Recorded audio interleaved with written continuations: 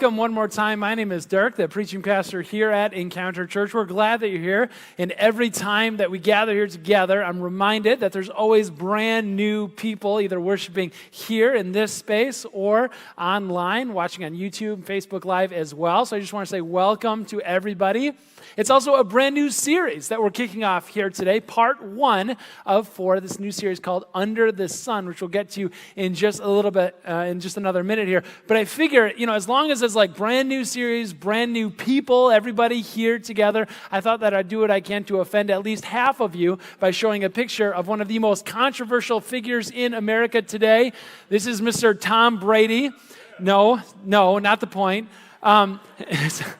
And what I don't want to admit is that he's like probably an above average football player. You laugh, even if you're not a sports fan, football fan at all, it doesn't matter. Just what is important for this morning is that he does hold the record, the league record for touchdowns thrown, for yards thrown for. He holds the record for the most number of Pro Bowl, which is like the all-star team of every year, Pro Bowl invitations at 14, I believe. And then there's also those 6 Super Bowl rings. I don't like to admit it, but it's possible that he's more than just above average. It's possible you could say that he is maybe the best football player to ever pick up the ball. I mean, this is like the thing that he has set out to do in life is to be successful at this one thing, football. And he's made it. Which is so interesting this morning for our purposes in digging into this series. He did this interview in June 2005, 60 minutes. He sits down with an interview, Steve Croft, and just a talk, just to unpack what it means to be successful in life, both on and off the field. And it caught me. This is an excerpt from his interview, and he's talking about this. Let me just read it for you. He goes, there's these times when I'm not the person that I want to be. How many of us could relate? But not with this. Why do I have these 3 Super Bowl rings? And I think there's something else out there for me. I mean, maybe a lot of people would say, hey man, this is what it is. I've reached my goal, my dream in life. But me, I think, it's got to be more than this. This can't be what it's all cracked up to be. I mean, I've done it. After 3 Super Bowl wins, he ends this with this. What else is there for me? And Steve Croft, his 60 Minutes interview says, what's the answer, Tom? And he just kind of trails off into the distance and he says, wish I knew, wish I knew. Like that's what we're talking about here this morning. We're talking about how those words should haunt any one of you who have tried to set out to do anything ambitious in life. If you have set out to do and to be successful in any area of life, those words should haunt you because it comes back to you and it's like you could be wildly successful in that thing that you're trying to be successful in and finally achievement and then get there and go, there's got to be more than this. This can't be what it's all cracked up to be, right? I must be missing something, right? I mean, whatever your thing is, maybe it's not like be the best football player in the history of the game. Maybe your thing is just like, I want to crush it at work. It's like this quarter, I want my sales figures to like top everybody else's, not just at that company, in my industry. You could be like, I want to end out this semester and have like 1 letter all the way down on my transcripts, and it's not anything else but an A. Everything else is just last place to me. I'm looking for this one final thing, and to get there, and those words haunt you, there's got to be something more to it than this. If you're setting out on anything in life, maybe your goal is to do that thing where you take little humans and you turn them into big, competent humans and release them out into the world. And finally, when you do that thing and you do it well, and objectively people go like, what is your secret? And you're going, now that I've done it, there's got to be more to it than this. What else is there in life? I hope in a good, healthy way, like those words from Brady, like they haunt us this morning. Maybe success, ambition isn't your thing. Maybe it's monotony. And you're going to life looks like the same every single day, day in and day out. It's just on repeat. I wake up, I get the littles some breakfast, get them dressed, I make them breakfast, I pack them a lunch, I pick them up from school, I bring them home, I give them dinner, I put them in bed, and repeat the next day, and the next day, and the next day. It's just like life is on this never-ending loop, this cycle. It's like Groundhog Day, a reference that a couple of you are going to get. Just repeats over and over and going like the monotony of it all. How many times I wake up in the morning and says, is this all there is? There has to be something more. Maybe you just feel like you're missing out on something in life. Like everything is fine and you're not bored and you're not without ambition and you're successfully chipping away at it, but it seems like there's something else. I read this blog post earlier this week by this woman who's writing, and she goes, I don't understand it, earnestly asking the question, I have a good life, I like my career, I like my educational status, I like the people that I'm doing life with. She goes, I'm witty, I'm smart, I think I'm attractive, everything seems to be going pretty well. I just wonder, is this all there is? There's got to be something else. She goes, like that feeling. I'm just waiting for that feeling, like when the cold air starts to warm up a little and you get to go outside for the first time and it's nice and it's bearable and it's like the first spring day after a long, excruciatingly painful winter, and you go out and the breeze just fills up your lungs and it's like, that like fresh newness. That's what it is. I'm waiting for that, she writes. I'm waiting for that to hit me in life. And I'm just not there. And I can hear those words of Brady echoed again. Is this all there is? There's got to be something else. This can't be what it's all cracked up to be.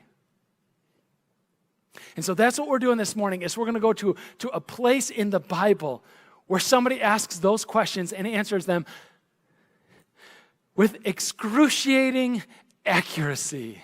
It's going to be jarring. It's going to knock us off a little, but that's okay.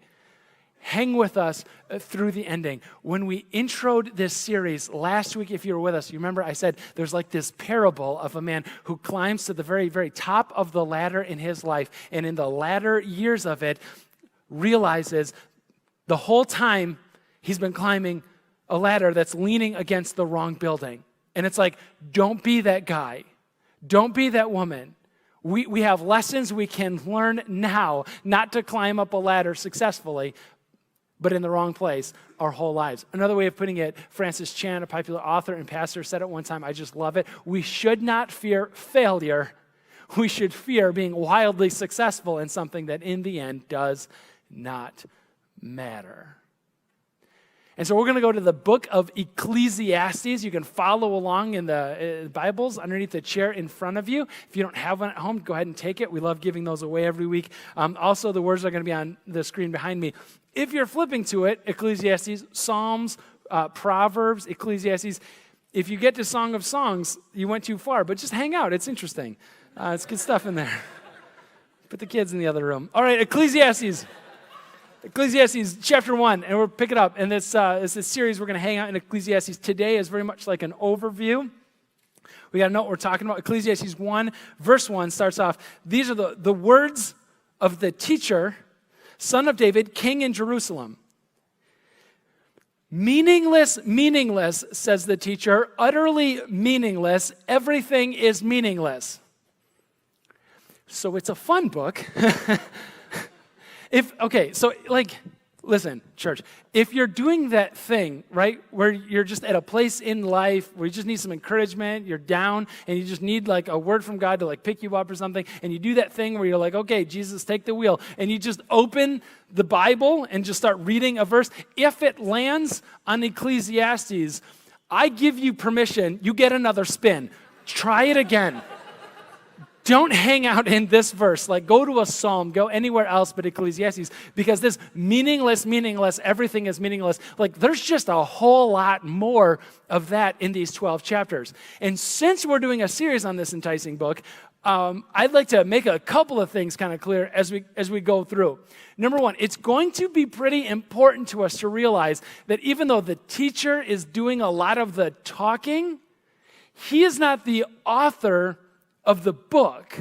There's like a scribe And so let me paint it for you this way. We've got a nice little group here called the Church Together, which is pretty awesome. There's actually a New Testament word, the first New Testament word used to describe the church in those days immediately following Jesus is a Greek word called ekklesia. It simply means gathering or an assembly. Some of you are thinking like your school assembly and there's a speaker on a stage with a microphone. It's like, yes, does this sound familiar? This is an ekklesia. And so what the book of Ecclesiastes is a gathering. It's an assembly. It's an ekklesia of a group of people that the teacher has gathered together, and then he's going to go on this 12-chapter long rant about the meaning of life or lack thereof. And it's going to get super bleak, so thanks for showing up today. I hope you come back. But listen to me. He is not the author of the book. And it's important to realize that because by the time we get to chapter 12 and we round this thing off, the teacher sits down and the person, maybe one of you who's taking notes or as the scribe, writing out the transcript of what he heard the teacher say, is finishing it off. And this is, and then he sat down and then he ends this fascinating epilogue or postscript on the entire thing. And we're actually going to get to that a little bit later today. And I think it's just going to frame the whole time together. But look, first, we have to know a little bit about the book that we're talking about and the teacher who's speaking, the sage on the stage, if you will, with all of these answers, or maybe more questions than answers. This guy is called the teacher in the book throughout this time. He's called right here, as we heard, he's a son of David, king in Jerusalem. That's the capital city of ancient Israel. It's almost universally accepted to say that Solomon was the son of David from that line. He was also the only son of David, the king with this united kingdom. Solomon is who we're talking about here. And it's important to know that it's Solomon because this guy was successful in climbing those ladders. Whatever ladder he set out to climb, he reached the top of it. I mean, if it's just geography, he was the guy that oversaw, that supervised the expansion of his kingdom to make it the broadest, reaching the widest borders that ancient Israel had seen ever. It was only downhill from there. This is a guy who loved architecture, who loved building. He took his capital city in Jerusalem and said, hey, what would be fantastic is if we could bring some clean drinking water right here into the city and then also do something with the waste that is produced in the city so that if we got barricaded or bombarded, they couldn't ever get in. Nobody's going to mess with us. He loved building. He built a temple. News outlet MSN.com did this study on the world's richest people in human history. And Solomon makes the list. They kind of add up the resources available to him and then tries to put it in a comparable today's value. They came up with a number, $2.2 trillion net worth in today's value. I don't know how accurate that is, but if they're off by $1 trillion, it's still a monumental amount of money. I thought Oprah was rich or Jeff Bezos or something. No. Solomon all the way, the resources that he had at his disposal. He actually, in this landlocked kind of desert-y nation, found a way to build it out to the sea and build the first port. And then he actually commissioned a navy to defend that port. Whatever he did, he climbed to the top of the ladder at it. So I think that gives him some credibility when he's talking about the kinds of ladders that you and I continue to climb today. And now that the teacher in this assembly where everybody's listening in, and he's going, benefit from my wisdom, or maybe lack thereof. He turns his attention not towards success, but towards this one thing right here. He turns his attention towards meaning. And he goes, if you want to live a meaningful life, if you want to develop or build for yourself a meaningful life, I don't have many answers. But I do have a couple of suggestions about what not to do. Meaningless, meaningless. Everything is meaningless.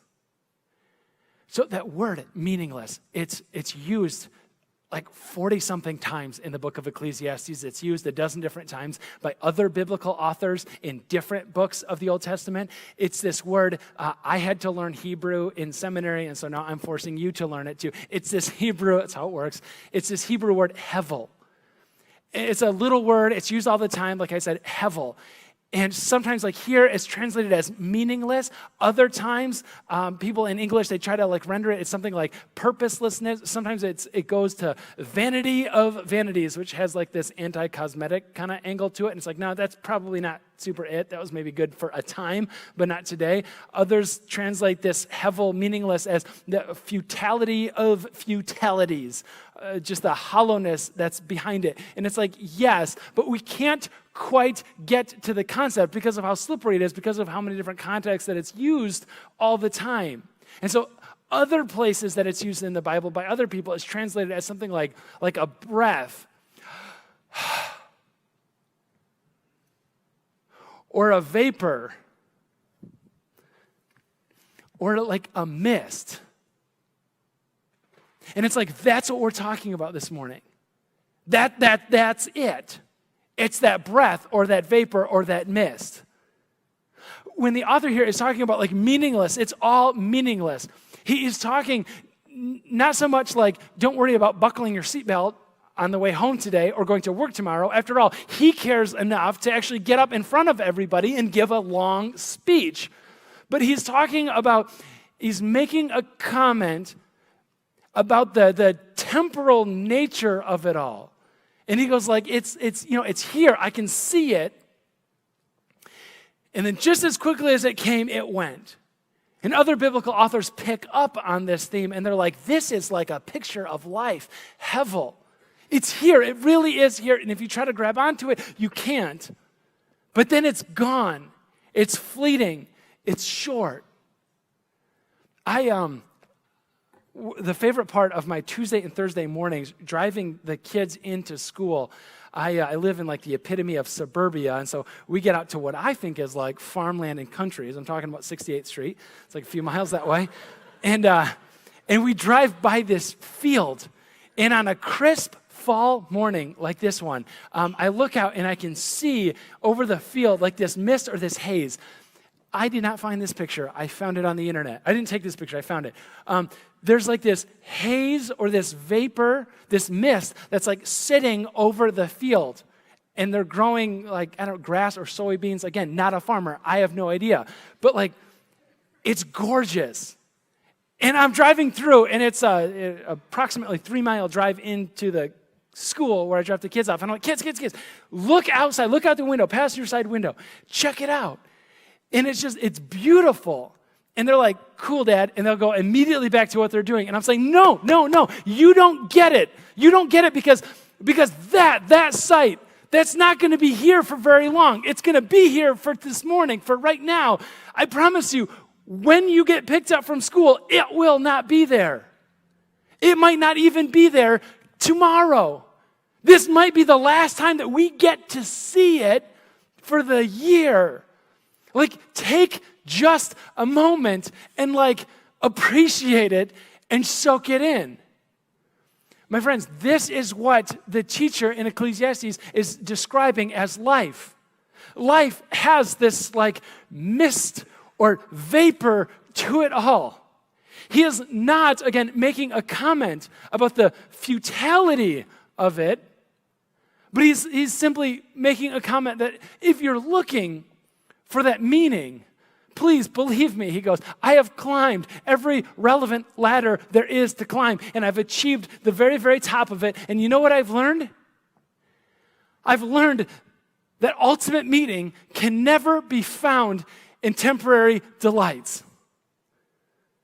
I've discovered that again and again and again. I've thought maybe the delight was the problem, so I set my sight on something new. He goes through in his book, and he addresses things like his own youth, his wealth, his house, his gardens, his harem of 700 mistresses. Super relatable, right? He talks about career advancement, social advancement, romance, and wealth. Climbing to the top of all of those ladders. And he goes, I found time and time again that I cannot find ultimate meaning in these temporary delights. I think about those words Tom mentioned earlier, and how as a kid, he grows up Southern California, and he plays 3 sports as a high schooler: basketball, football, and baseball. And he has this dream of playing at the next highest level there is, Division I football. And he actually gets a scholarship offer from the University of Michigan, go Blue, and he comes and he plays. He plays all 4 years. He actually gets playing time. How many touchdowns does Tom Brady throw in his debut as a quarterback at the college level? 0 touchdowns, 1 interception. Try again the next year. He throws 0 touchdowns, but this time 0 interceptions. He's improving. 3 and 4 were kinder to him. He gets drafted. His childhood dream is fulfilled. We're talking like delights and pleasures. He gets the call. A club wants him to play at the highest level in the world, the National Football League. The New England Patriots draft him, not like 1 or 2 or 198, but 199. Like they draft him and they say, you're on our team, Tom. And he competes there and grinds it out there and achieves not 1 or 2 or 5, but 6 Super Bowl championships. And the guy comes back and says, seriously, is this all there is? And can't you just hear the echo of the teacher behind him saying, do not make the mistake. Do not make the mistake of finding your ultimate meaning in a temporary delight. Don't do that. So maybe historical figures like Solomon, isn't your thing. History wasn't much your thing. Maybe sports, athletics, not much your thing. Literature, writing. There's an author by the name of Anne Lamott. She writes her memoirs. They're witty and funny, very insightful, engaging. And so a lot of people want to mimic her and want to know and benefit from her wisdom and how she set out. A lot of people who are like, hey, can you teach me about writing? And so what she does is what she does best. She writes about the act of writing in her book, Bird by Bird. And in the introductory pages of it, before the content of the book in general, I just want to read you just a bit of it, because she's talking about aspiring writers and how all of these writers, they want so badly to land the book contract. Like that's the thing that's going to make them. That is the dream after it all. And she tells them plainly, and she writes that writing will not bring financial security, peace of mind, and even joy are not guaranteed. Ruin, hysteria, bad skin, ugly financial problems, maybe. She says, but having books and stories and articles published will not open the doors that most of them hope for. It will not make them well. And then this line, again, haunts us. It will not give them the feeling that the world has finally validated their parking tickets, that they have in fact arrived.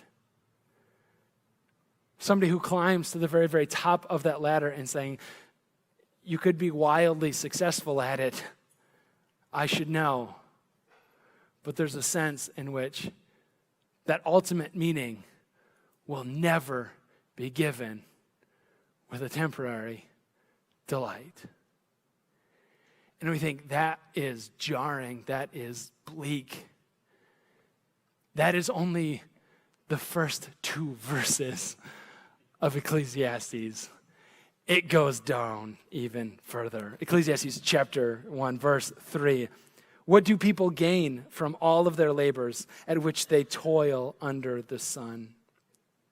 Generations come and generations go, but the earth remains forever. And then again on that, in verse 11, he picks it up again. He goes, no one remembers the former generations, and even those yet to come will not be remembered by those who follow them. No one remembers the previous generation.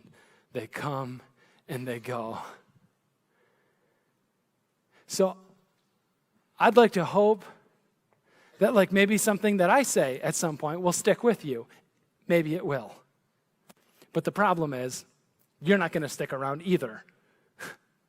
Generations come and go. We will not be remembered. The magnitude of the truth of this statement.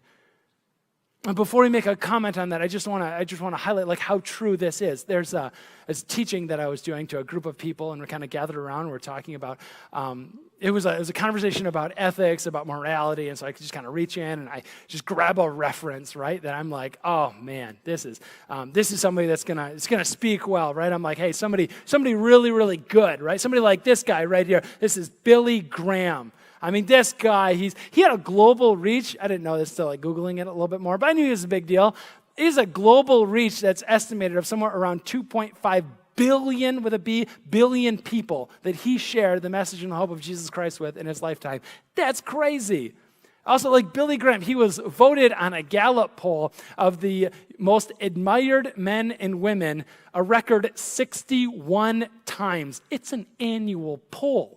61 times the guy makes it onto the list. He was a pastor to presidents, every president from Harry Truman in the 1950s to Barack Obama much more recently. Like, this is like Billy Graham. Okay, so I'm talking about ethics and morality, and I'm like, hey, so like you got Billy Graham like up here. You know, I kind of like fill out my whole thing there, and somebody like raises their hand.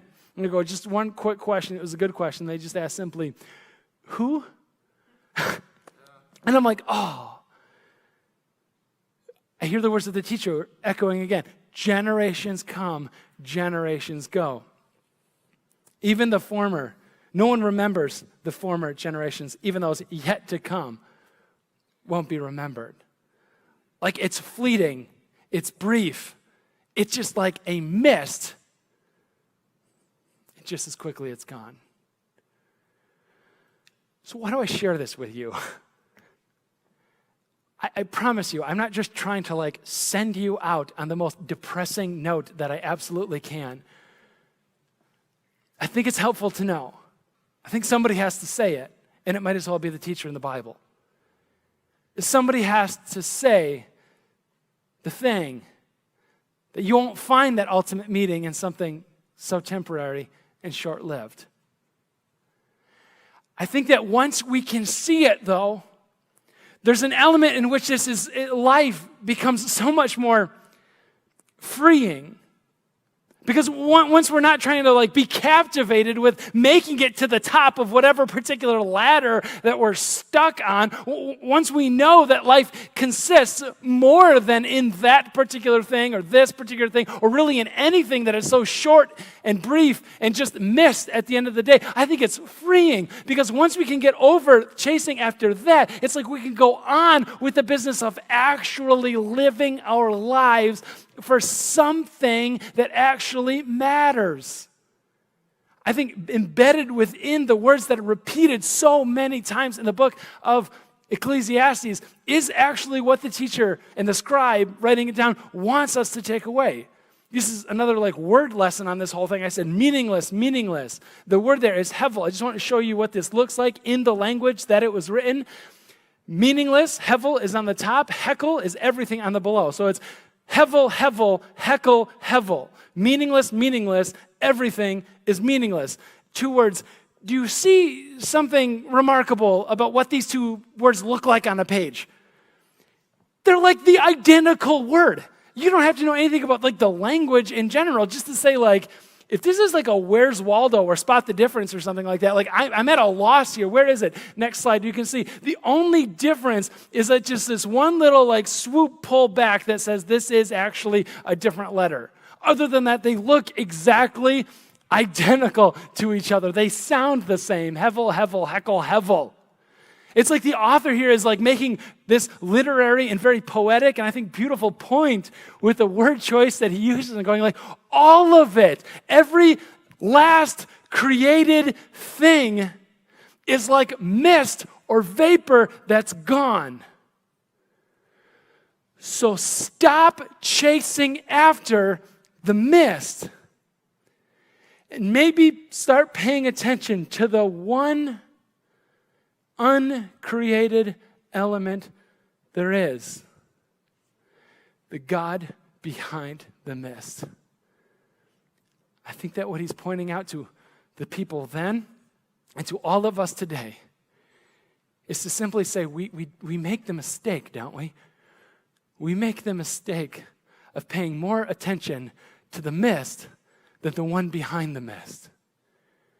We make the mistake so often of loving too much the good things of God and not the giver of the things, God himself. And he's going, don't conflate those things. Don't chase after the mist. Chase after the one behind the mist. There's this story in the New Testament in Acts chapter 5 that I love so much. In Acts chapter 5, Peter is he's arrested by the religious institution, and he's talking about Jesus all the time, and he will not simply quit. And they tell him, you have to quit, otherwise we will harm you. And he's going, bring it on. I don't care. Paraphrasing. And there's like this confrontation among the leaders at the time. They're like, what do we do with him? And one guy, a Pharisee, a Gamaliel, he's got some notoriety and some influence on the team. And he stands up in Acts chapter 5 and he makes this awesome declaration. And he says to everybody listening in and to us today, and he goes, if this movement is from human origin, it will fail. But if it is from God, you cannot stop it, because you'll be fighting against God. And it's like, if this is just missed, like it's gone in a generation or two max. But if this thing is not from human origin, if it is from God, it will just go on and on and on. And listen, you cannot overcome it because you'll be fighting against God himself. This teacher gets to the very, very end of his book. In Ecclesiastes chapter 12, he talks about life and love and wealth and youth. He talks about everything there is under the sun. And he gets to the tail end and he sits down and it's like rant over. And then the scribe adds this epilogue onto Ecclesiastes 12 and verse 13. And the scribe adds in right at the end, now that all has been heard, here is the conclusion of the matter. Fear God and keep his commandments, for this is the duty of all mankind. If you want something in your life that lasts, take it from the teacher, take it from the scribe. Don't chase the mist. Chase the one behind the mist.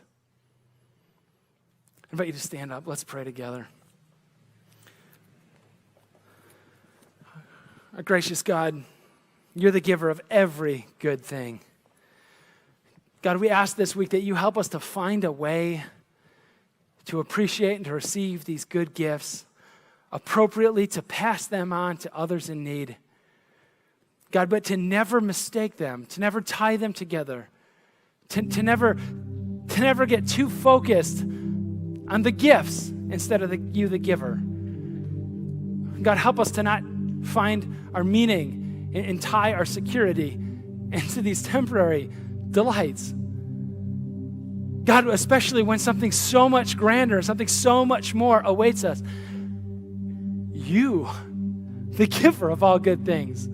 Why would we settle for something you give us when we could have you? Jesus, thank you. Show us what it means this week to chase you, the one